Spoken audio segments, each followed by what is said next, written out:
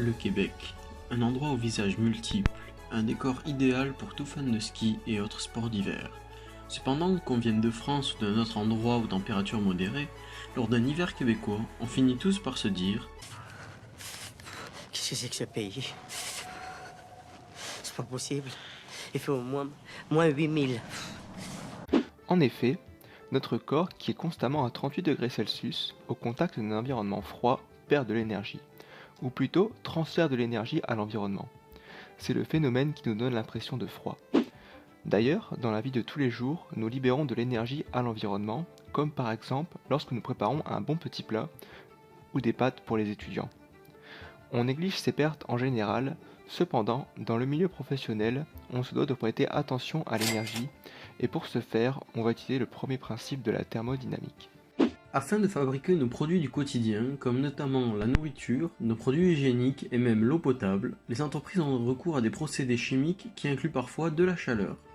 Une entreprise pourrait avoir besoin d'eau à l'état gazeux, alors il faudrait chauffer de l'eau pour la faire passer de l'état liquide à gazeux. On parle ici d'un changement d'état qui pourrait se produire pendant la réaction.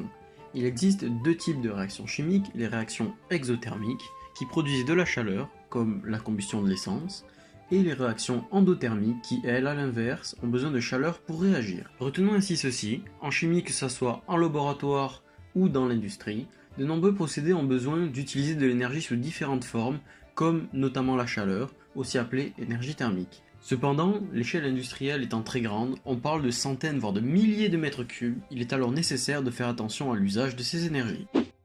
Étudions par exemple cette usine de production de méthanol. Cet alcool, très semblable chimiquement à l'éthanol que nous buvons, n'est cependant pas aussi agréable à ingérer. L'alcool, mieux vaut en consommer modérément. Il est en effet toxique pour l'homme.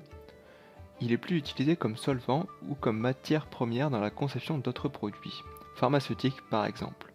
Pour produire ce méthanol, on utilise du méthane et de l'eau qui vont être chauffés à l'aide d'un échangeur de chaleur. L'échangeur de chaleur est l'outil le plus important pour contrôler la chaleur dans une usine. Il permet de transmettre la chaleur d'un produit A à un produit B tout simplement. Une fois chauffés, nos réactifs vont réagir dans une chambre à combustion afin de produire du monoxyde de carbone, du dihydrogène et du CO2, encore plus chaud que nos réactifs compte tenu que la réaction est exothermique. Pour des raisons de purification, on souhaite refroidir nos produits. Va-t-on les mettre quelques heures dehors comme on laisserait refroidir un gâteau fraîchement sorti du four? Eh bien non. Pourquoi Patrice? C'est mal. En effet, plutôt que de libérer cette chaleur, on préférera la réutiliser. Nous avons précédemment chauffé nos réactifs afin de les faire réagir. En réalité, ils ont été préchauffés par la chaleur restante de la chambre à combustion. Pour refroidir les produits obtenus, on va transférer grâce à un échangeur de chaleur leur surplus de chaleur à de l'eau qu'on réutilisera plus tard dans l'usine. L'eau est un élément intéressant afin de déplacer la chaleur. En effet, elle a une excellente capacité calorifique, autant à l'état liquide que gazeux, et à un prix plutôt intéressant. Et là, j'entends des personnes me demander, mais qu'est-ce que la capacité calorifique ? Eh bien, la capacité calorifique, c'est la quantité d'énergie que doit absorber une substance pour élever sa température d'1 degré Celsius, n'en déplaise nos amis américains. Ainsi, on peut stocker dans l'eau beaucoup d'énergie tout en la gardant à une température respectable pour des manipulations. On retrouve dans beaucoup d'autres procédés des chaudières dans lesquelles on chauffe de l'eau qu'on enverra à différents échangeurs de chaleur afin d'y chauffer d'autres substances. Les chaudières qu'on retrouve dans nos foyers utilisent le même principe, on chauffe de l'eau qu'on envoie dans nos radiateurs qui transmettent la chaleur de l'eau à l'air ambiant. Les radiateurs domestiques sont d'ailleurs des échangeurs de chaleur. Mais revenons-en à notre usine de méthanol. On n'observe pas de chaudière ici car le procédé utilise une réaction chimique pour chauffer directement les réactifs, ce qui crée un grand surplus d'énergie. C'est pourquoi on envoie de l'eau pour récolter la chaleur des différents produits de notre usine, mais que faire de cette eau chaude, tellement chaude qu'elle est passée à l'état vapeur? On va l'envoyer dans une machine à vapeur afin de convertir l'énergie thermique en énergie électrique. Les centrales thermiques et même nucléaires utilisent ce principe afin de produire de l'électricité.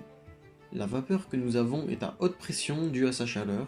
En effet, plus on chauffe un gaz et plus ce dernier souhaite prendre de l'espace. Il faut donc le manipuler avec précaution, sinon... A few moments later.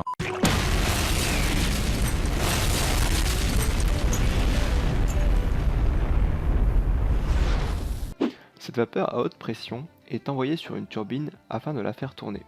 Cette rotation entraîne la génération d'électricité à l'aide d'une dynamo, de la même manière que les éoliennes ou les lumières à dynamo sur les vélos. La vapeur quittant la turbine est à pression normale et moins chaude. La différence de température correspond à la chaleur que nous avons convertie en travail pour produire de l'électricité. Malheureusement, la chaleur restante dans l'eau ne peut être récupérée et est alors perdue. Cependant, l'usine permet très bien d'introduire le premier principe de la thermodynamique qui dit que la quantité d'énergie dans l'univers est constante. Autrement dit, on ne peut pas créer ni faire disparaître d'énergie, seulement la transformer, comme l'a affirmé Lavoisier pour les réactions chimiques. Rien ne se perd, rien ne se crée, tout se transforme. L'énergie interne contenue dans nos réactifs est transformée en énergie thermique en les faisant réagir.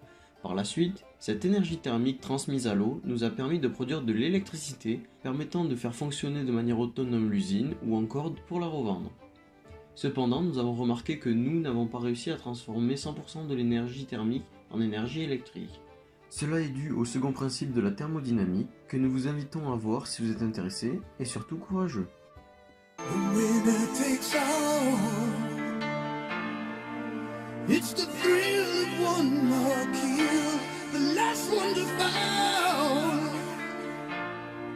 Who never sacrifice their will. Don't ever look back on the world closing in beyond me.